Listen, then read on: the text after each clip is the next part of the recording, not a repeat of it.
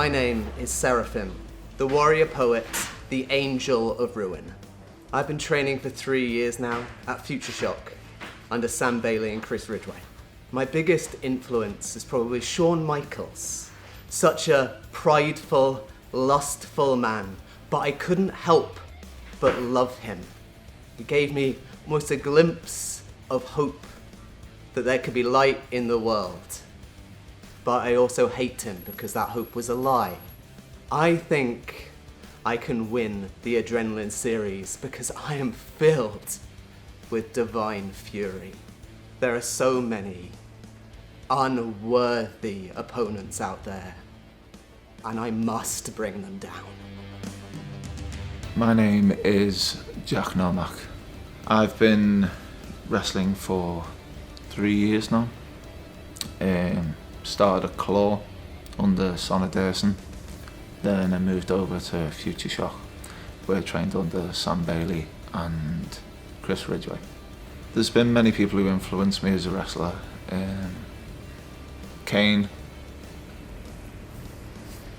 Raven, Bret Hart, but that all faded away a long time ago.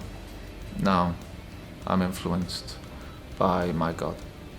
I think I can win the Adrenaline series because it's more than just something fancy to put on my CV. It's more than just a bragging right like it is for everyone else. For me, this is a trial, it's a tribulation, and it's something that I must succeed at.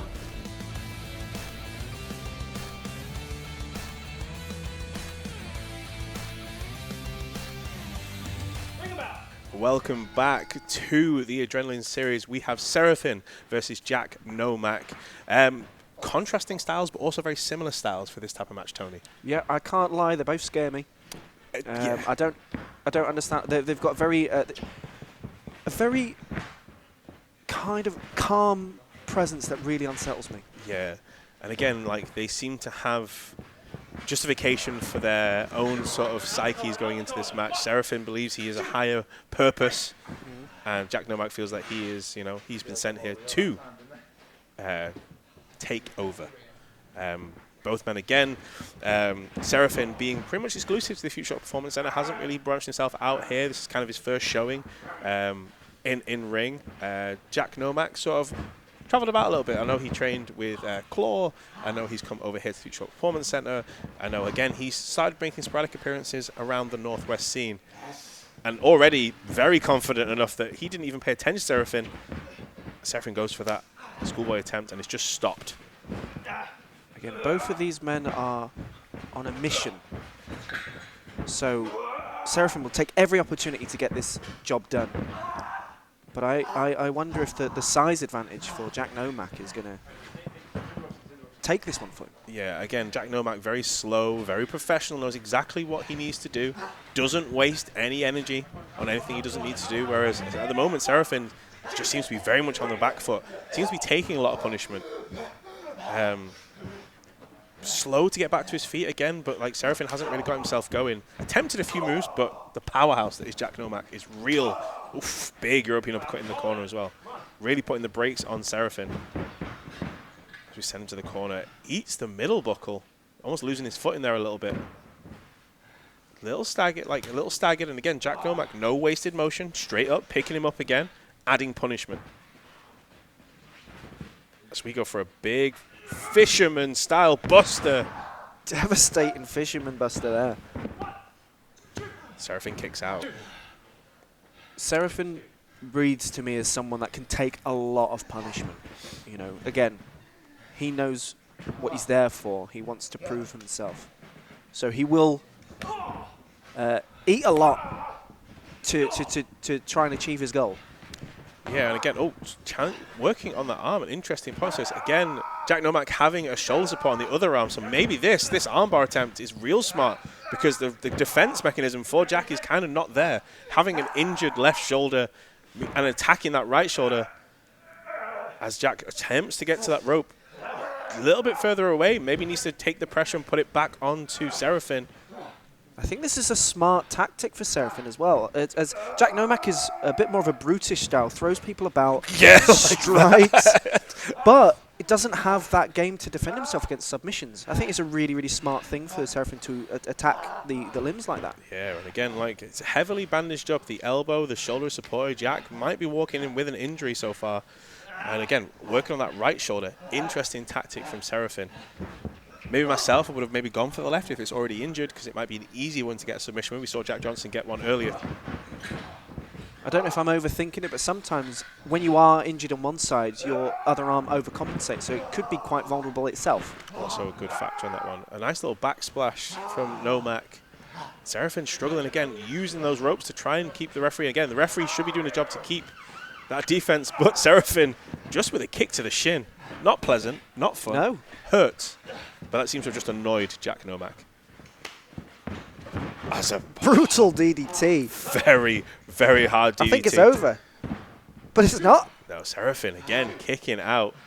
Jack still checking that arm a little bit. That arm seems to be bothering him. He seems to be putting a lot of weight on it. Obviously using it a lot more than the other arm, which he's obviously trying to protect. Seraphine back to the... This is crazy. Everything that Seraphine gets eaten with, he just gets back up again. It's like... Something is back to telling that him. Back to that armbar. That leg drop across the right arm. The armbar again. Jack raging in pain there as he gets his foot close to... Not quite on. The referee in the perfect position there. Slightly in the way for our camera perspective. But just maybe touched the rope there. Scenes of Ants, the editor, and getting in the way there for our camera shot. But Jack Nomac struggling into that corner as Seraphine himself now on the offense, now putting those strikes in. But again, it's been quite a 50-50 match, you know. I think you spoke too soon. It's a big... No, went for a big, almost like Uranagi, but that armbar again, pulling him away from the ropes, locking in that armbar. Jack more concerned with the ropes than actually breaking or reversing that hold as it's reversed for over. A tighter hold. Oh my, almost a modification of a Rings of Saturn. Both arms trapped. Jack Nomac cannot get to the ropes. And he is tapped. That He's is tapped. a tap out. Seraphine with the win there. It took a large beating, 525 for Seraphine, but got the W. I wonder if that tactic is, again, he goes into the leaderboard as well, works for him going forward, because again, that is a very difficult area. He took a lot of offense, the same sort of thing that Jack Johnson did, Jacob North. Do you think him taking that offense going into the next round will be a benefit to him, or do you think he needs to change his strategy up? I can't really fault what I've seen, you know. I think he can eat a lot of damage, and he clearly has a different threshold to the other competitors in this series. More of the same. Okay, well, we have 4 competitors, all with 3 points. Jack Johnson, Jacob North, Najay, and now Seraphine, all putting points on the board, as we have AC Brack, Peter Sedor, Jack Nomac, and, of course, Harvey Jukes, all yet to score a point. We have done our first round. We're into round 2 of the Adrenaline Series. Stick around. We will hopefully see you very soon.